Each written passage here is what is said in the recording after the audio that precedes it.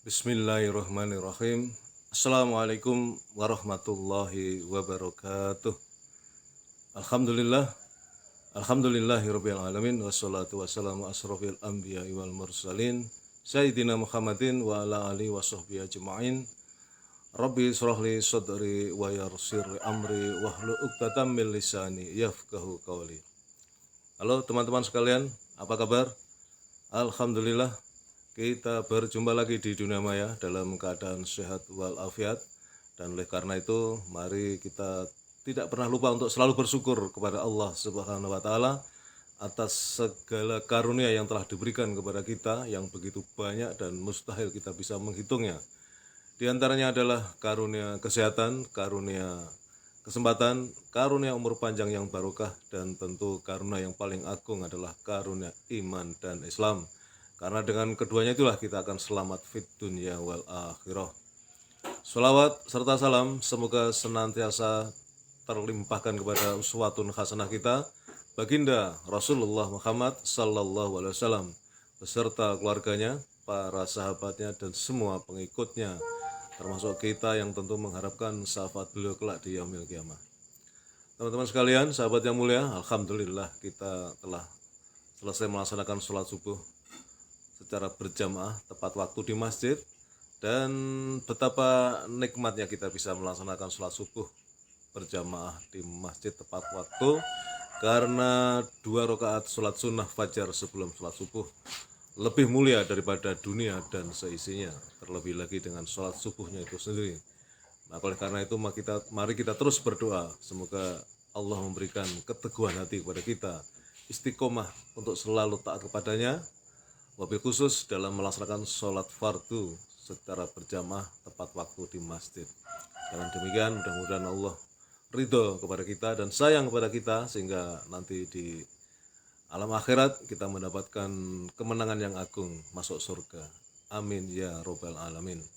Teman-teman sekalian, pada kesempatan pagi hari ini saya ingin menyampaikan topik yang ringan, ya, tentang betapa kita jangan mengabaikan kebaikan-kebaikan walaupun itu kecil, ya. Jadi dalam kehidupan ini kita tentu, ya, sebagai seorang muslim, ya, berusaha untuk selalu berbuat baik.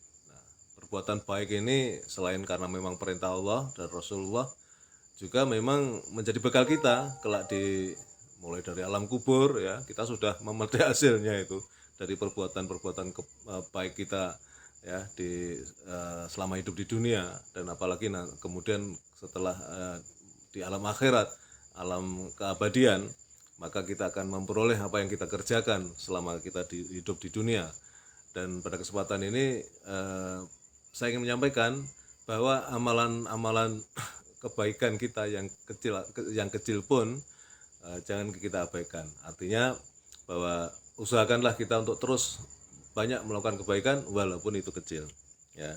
Dan ini tentu kaitannya dengan firman Allah Subhanahu wa taala dalam surat Al-Zalzalah ayat 7 dan 8 yang tentu kita semua hafal, ya.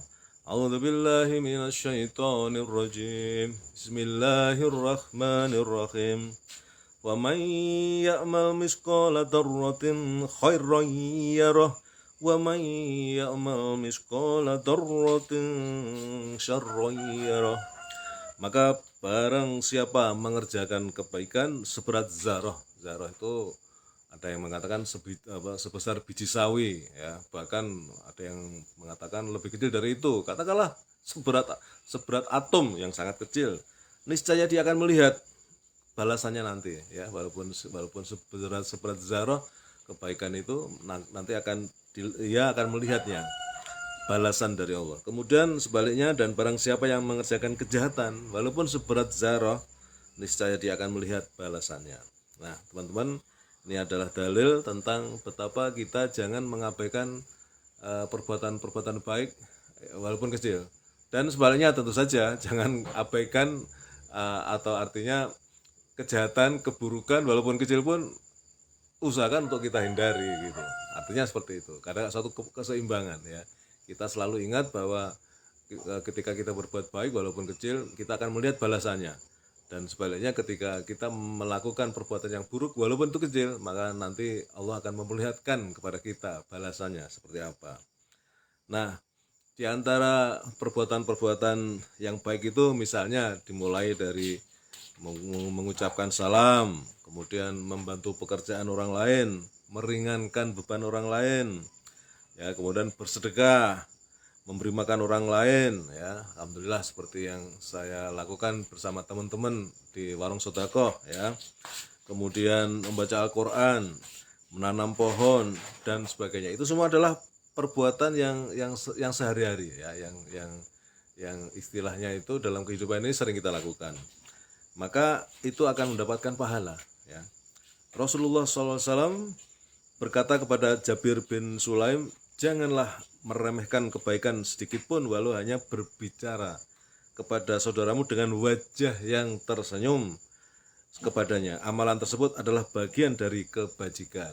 Ini hadis riwayat Abu Daud nomor 4084, ya. Kemudian At-Tirmidzi nomor 2722. Al-Hafiz Abu Thohir mengatakan bahwa sanad hadis ini adalah sahih, ya. Dan Al-Hafidz Ibnu Hajar mengatakan bahwa hadis ini adalah sahih juga. Syekh Muhammad bin Shalih Al-Utsaimin rahimahullah ketika menjelaskan penggalan hadis di atas mengatakan, ya, Nabi SAW memerintahkan kepada Jabir bin Sulaim agar tidak meremehkan perbuatan baik sekecil apapun. Setiap kebaikan, ya, hendaklah dilakukan baik itu ucapan maupun perbuatan, ya. Jadi itu bisa hanya merupakan suatu perkataan, kita ngobrol dengan orang tapi kita lakukan dengan wajah yang menyenangkan, itu kan, atau berupa perbuatan, ya. Yang paling masyhur, yang paling sering disampaikan oleh banyak orang, misalnya menyingkirkan batu atau kerikil atau duri di jalan, itu juga merupakan suatu kebaikan, ya, walaupun kelihatannya ringan tapi akan mendapatkan balasannya. Nah, jadi kebaikan apapun jangan diremehkan. Kebaikan itu adalah bagian dari berbuat ihsan, ya. Allah mencintai orang-orang muhsin, yang berbuat baik, ya. Nah, di surat Ar-Rahman kan juga disampaikan oleh Allah SWT, jazaul ihsan illa ihsan. Jadi balasan bagi perbuatan baik ya hanya kebaikan. Nah, Allah akan melipat gandakan bahkan. Jadi kebaikan Allah itu luar biasa. Ketika kita berbuat baik, maka balasannya 10 kali lipat atau lebih, itu terserah Allah. Tetapi kalau kita berbuat jahat, maka Allah hanya akan membalas sebesar perbuatan kejahatan itu 1 kali saja. Jadi hanya 1. Tapi kalau kebaikan 10 kali lipat atau lebih. Nah, kemudian ada sesuatu yang bisa mengingatkan seseorang untuk terus berbuat kepada orang lain, yaitu hadis Nabi SAW, siapa yang menolong saudaranya dalam kebutuhannya, maka Allah pun akan menolongnya dalam kebutuhannya.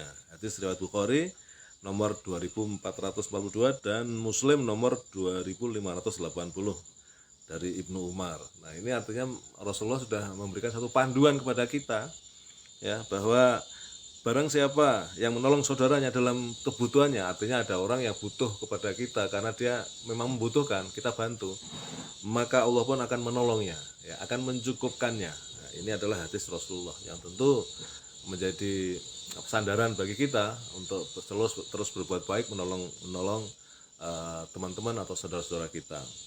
Maka oleh karena itu janganlah untuk ragu-ragu atau sungkan untuk mengerjakan, ya, kebaikan walaupun hanya hal-hal yang kecil, ya, karena pasti akan mendapat balasan baik di dunia maupun di akhirat. Nah, ada ulama yang mengatakan bahwa amal-amal kebaikan yang kecil itu kalau diakumulasi juga menjadi suatu amalannya besar dan kemudian bisa meringankan hisab kita, ya, bisa ibaratnya kalau kita punya kejahatan, ke dosa gitu, bisa menutup gitu. Jadi perbuatan baik yang walaupun sekecil itu akan menjadi satu dukungan atau bantuan bagi kita sendiri kelak di yaumil hisab, ya. Dan jangan lupa bahwa kalau kita dalam kehidupan sehari-hari ini fokus ataupun lebih banyak untuk melakukan suatu kebaikan walaupun itu kecil, maka itu atmosfernya akan mendorong kita untuk selalu berada dalam track sebagai orang, sebagai manusia, sebagai hamba Allah yang selalu berbuat baik ya. Jadi itu yang bisa saya sampaikan. Satu lagi ya, ini juga masyhur ya, kisah yang sering disampaikan oleh para ulama ya, para penceramah ya, tentang riwayat tentang seorang pelacur yang kemudian akan masuk surga hanya karena memberi minum anjing yang kehausan. Nah, ini kan sesuatu yang sangat ekstrim ya, sebagai contoh ya, bahwa kebaikan walaupun kelihatannya remeh dan dilakukan oleh orang yang dalam tanda petik hina begitu ya, Allah ridho, Allah senang, maka akan mendapatkan balasannya. Jadi kisah-kisah seperti itu menginspirasi bagi kita untuk selalu berbuat baik ya, walaupun sekecil apapun. Demikian teman-teman yang bisa saya sampaikan, mudah-mudahan bermanfaat terutama bagi saya tentunya, dan juga mudah-mudahan bermanfaat juga bagi teman-teman sekalian. Kebenaran datang dari Allah. Apabila saya dalam menyampaikan materi ini ada kekurangan, ada salah-salah kata, maka mohon dibukakan pintu maaf, karena itu kelemahan saya sebagai manusia biasa yang tak luput dari salah. Terima kasih. Assalamualaikum warahmatullahi wabarakatuh.